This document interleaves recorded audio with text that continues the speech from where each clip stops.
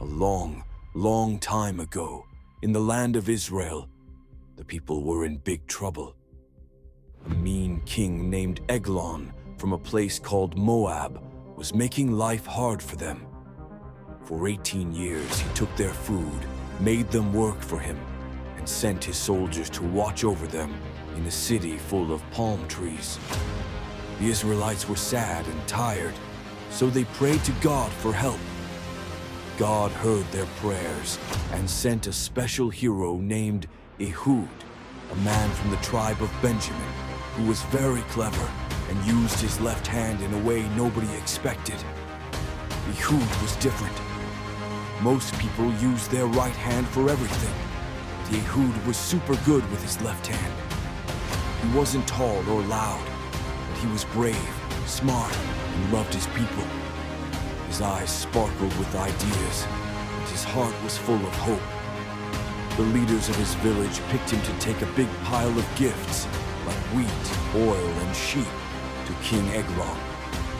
This was called a tribute, and it was a way to keep the king happy. But Ehud had a secret plan to free his people. Before leaving home, Ehud stood outside his little stone house. His wife, Miriam, hugged him tight. "Come back safe, Ehud," she said, her voice soft. Ehud smiled and nodded, but he didn't tell her about the brave thing he was going to do. Under his long cloak, he hid a sharp, shiny dagger he made himself. It was tied to his right leg, where nobody would look, because most people carried swords on their left side. Ehud's left-handed trick was his secret weapon. He kissed Miriam, gathered his friends, and started the long trip to Eglon city. The journey was tough. Ehud and his friends walked through hot, dusty paths and crossed the Jordan River, where the water was cold and fast. They carried heavy bags of grain and led noisy sheep. "Why do we have to give our stuff to Eglon?" one friend grumbled. Ehud stayed quiet, thinking about his plan. When they reached the city of palms, they saw Eglon's big palace.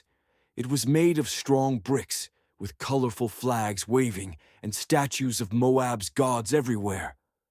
Soldiers with spears stood at the gates, and the air smelled like sweet flowers and spicy food. Inside the palace, King Eglon sat on a fancy throne. He was a very big man, wearing shiny robes and lots of rings. His helpers brought him fruit and drinks, and music played all around. Ehud and his friends bowed and showed the king their gifts. "Here is Israel's tribute, O king," Ehud said politely. Eglon grinned, happy to get more stuff. When the gift-giving was done, Ehud's friends started to leave, but Ehud stayed behind. He walked up to one of Eglon's helpers and whispered, "I have a secret message for the king. It's super important." The helper looked at Ehud, not sure what to think, but Eglon was curious. "A secret? Tell me," he said, waving his hand. Ehud bowed again. "It's a message just for you, king, from God." Eglon loved secrets, so he told everyone to leave the room except a few guards. Then he took Ehud to a special room on the roof of the palace. It was cool and breezy, with open walls covered in pretty wooden screens. Eglon sat on a big chair, his robe spilling over the sides.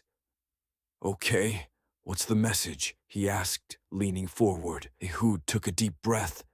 His heart was beating fast, but he looked calm. "Here it is," he said. Quick as a flash, his left hand grabbed the dagger from under his cloak and pushed it into Eglon's tummy. The king's eyes got huge, but he couldn't yell or move.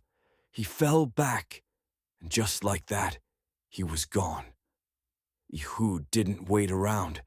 He locked the door to the room so the guards wouldn't come in right away. Then he climbed through the wooden screen, slid down to the ground, and ran as fast as he could. Ehud raced through the city, hiding in shadows so nobody would see him. He crossed the Jordan River again and reached the hills where his people lived. He grabbed a ram's horn called a shofar and blew it loud. Toot! Toot! The sound echoed everywhere, and the men of Israel came running. God has helped us beat Eglon, Ehud shouted. Follow me.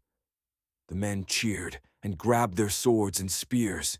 They trusted Ehud because he was so brave.